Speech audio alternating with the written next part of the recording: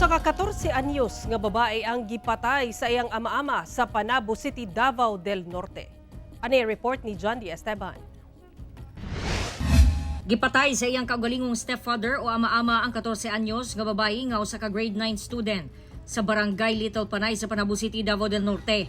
Sumala sa investigasyon sa kapulisan, 4:30 PM niadtong Sabado, dihang midangup ang banay sa biktima sa kapulisan aron i-report nga nawala ang biktima sukad February 28. Ulahing nakita ang biktima nga kaistorya ang sospek at tubangan sa Panabo National High School sa barangay Grido.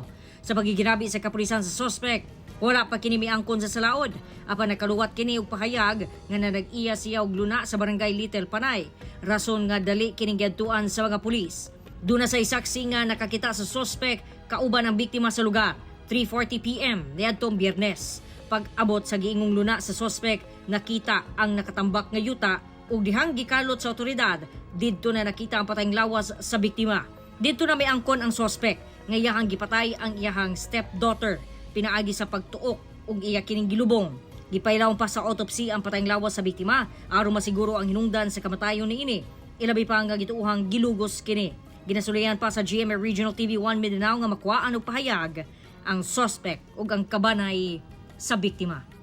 John D. Esteban, 1 Mindanao.